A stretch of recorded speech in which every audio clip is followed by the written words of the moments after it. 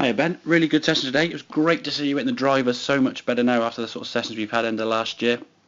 Getting much more flight on the golf ball, much higher, and obviously a lot straighter flight. So if we can keep working on that and keep progressing, and if we can just work on the short game now, I'm sure those scores are going to start coming down this summer. First thing we're going to look at now is that setup with this pitching. You were pretty much in a very much sort of driver sort of setup, ball forward, a long way behind the golf ball, certainly in a position how to try and sort of scoop under the golf ball to try and get it up. As we said, this position would create quite a shallow angle of attack into the golf ball.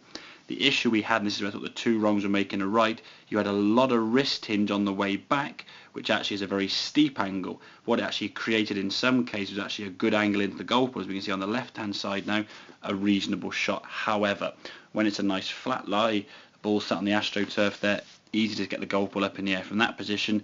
If we then take it to the golf course, that's going to be a lot less consistent, and the results, as we said, as you said yourself, you didn't feel as confident with the chipping. So if we can get yourself a little bit more neutral. Now this one on the right hand side is still a little bit behind the ball there with your sternum, as we can see, but certainly in comparison to where you were, how much more improved you are over the golf ball. Much more weight now onto this lead foot.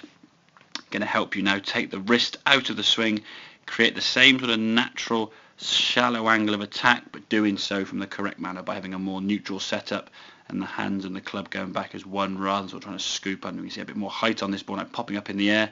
The one thing I would say is try not to keep that head going down and staying too long underneath. In this case, we did stay down a little bit long.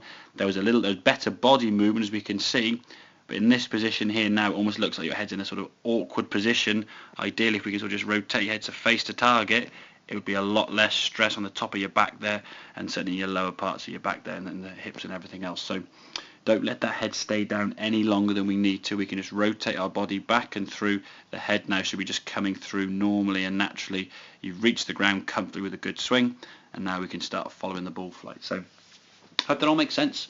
Keep practicing and work on that driver, and the same with the short game. And I say I'm sure with a bit of practice those scores will start coming down, and we will see you soon. Cheers, Ben.